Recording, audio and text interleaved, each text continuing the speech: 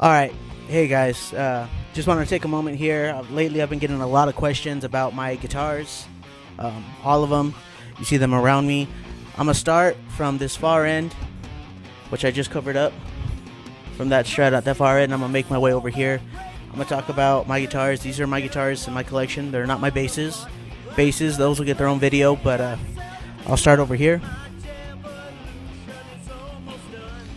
This is my second favorite guitar in the entire collection. This was my second guitar. It's a knockoff Strat, but this thing is a beast of a knockoff Strat. The only thing why it's not getting used currently is because it needs new electronics. But outside of that, it's a beautiful Strat. Her name's Roxy. All these relicking marks that you see, those were all done by me. I throw this guitar around a lot, so it gets the whole beat up treatment. So everywhere you see where I've started relicking it, that's all natural spots where it's hit and it's made a ding, and I've just either slightly exaggerated it or accented it more. Guitar number 2. This one's my, if I can get it off the guitar stand, there we go. This one's my go-to. With this guitar, I can play literally anything.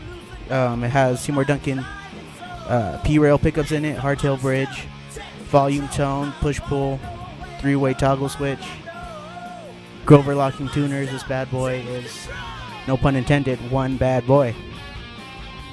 Beautiful. The front wood, the back wood. This is my go-to for anything that I need. I'll grab this one. This next guitar, very sentimental to me.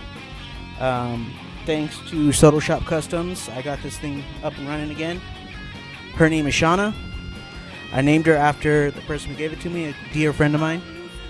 The old electronics were shot, so thanks to Soto Shop Customs, I got new pickup, new pick guard, new electronics all around. Only thing left to do on this baby is upgrade the tuners so that she's a little bit more stable, and possibly a new bridge, but I'm fine with the bridge like it is. And not that you can tell, but the pick guard is a reflective tape, like safety tape that you see on the road signs. Guitar number 3 in the collection isn't actually my guitar. It's my drummer's guitar, but I do use it because, well, he's the drummer in the band and he doesn't have a use for a guitar. But it's a heavy as shit, also a bad boy. Has a Kaler locking system on it, which I'm not too fond of, but it works when I need a tremolo. Has DiMarzio Evolution pickups. This guitar is heavy as hell. I'm struggling to keep it up. And it has a real 80s-like flaky green, oh my god, finish. And green and gold hardware, I mean, which I do like. Guitar number 4, which this is my favorite guitar. Also heavy as shit. It's a ESP Eclipse. Her name is Paula. It has EMG passive pickups in it, and this is usually my second go-to guitar.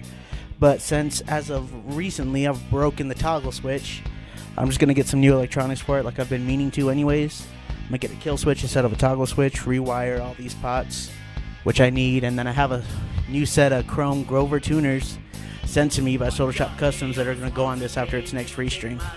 But I'm just waiting for these strings to get old enough for me to rip them off. Outside of that, I love her. Now this is probably my least favorite guitar in the collection, mainly because of the neck profile. But this is Janet. This is the first guitar I purchased out of my own money. It's a 97 or 96 Jackson Professional Dinky. I am its second owner. This actually has this main part of the bridge is off one of the other guitars that's now a donor guitar because, well, it busted on me. I'm very hard on all my guitars, and when they survive, they survive. The only thing this one really needs besides a proper setup is I want to get a Sustainiac pickup for the neck, redo the middle and the bridge position, and then get all gold on this because I think gold will look pretty on this nice beautiful purple. Also, because I forgot to mention it, this one right here, her name is Juana.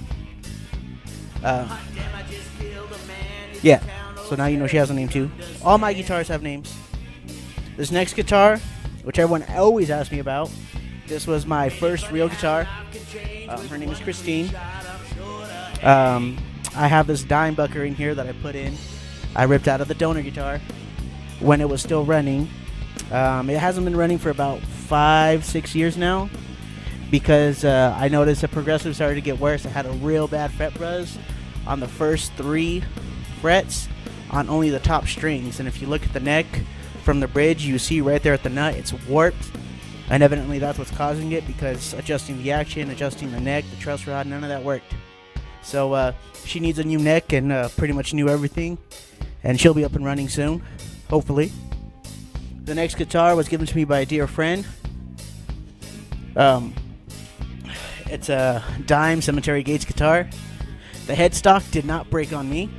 It actually broke on my friend. He had it at rehearsal one day, and there were some people that probably shouldn't have been at the rehearsal. And with drinks going everywhere and no guitar stand, this got knocked over and the headstock suffered the consequences. But I do plan on getting this one restored, if at all possible. I like the finish. I like everything. I'll put brand new everything. This was a beast of guitar when it was playing. After it broke, it sat for about 2 years. Then I'm like, hey, let me get that guitar off your hands. So he gave it to me, and like all its electronics, like I said, that dime bucker's in the Blue Jackson. The main part of the bridge is on Janet, and I've donated all its parts to go to other guitars. But when this thing's up and running again, this will be one of my go-tos. So that's that as far as guitars go. Any other questions people have is like my amp head. It recently got its new paint job, so you can see it now has EVH-esque stripes, because I wanted to do something original, not exactly clone what's already being done on the new EVH amps. That's an original PV 5152. There's all the tubes except one power tube is stock, how it came from the factory, and I'd only replaced the one because it needed to. But outside of that, this thing gives me everything I need and some. That Marshall 212, that's my new main cabinet, because it's a 212 and it's a lot easier to carry than a 412, and it saves a lot of space when you have to fit a whole fucking band into one van. In it came with Celestion G12 stocks, but I took one of the Sheffield speakers that came out of this one's original cabinet, and mixing the two, I get all the extra bottom end from the Sheffield, but I still get the depth and clarity from the Celestion G12. So it works out. It's a match made in heaven. And then also, shout out, because people ask about my picks, because they see that has my name on it, the band name, Guitar Picks. He makes phenomenal fucking picks. Check him out. You can catch one of these from me at a show, or any one of his other artists at any of their shows, or you can buy them directly from him. So it's cool, made in the USA, Detroit area. Gotta support. So that's that. Shout out to all the companies that I'm working with. Photoshop Customs, Bad Boy Guitars. It's a blessing to have you guys in my life. You've made guitar playing for me fun again. I don't have to worry about my guitars. I know that they're going to be in good hands, and I know that they're going to be working always.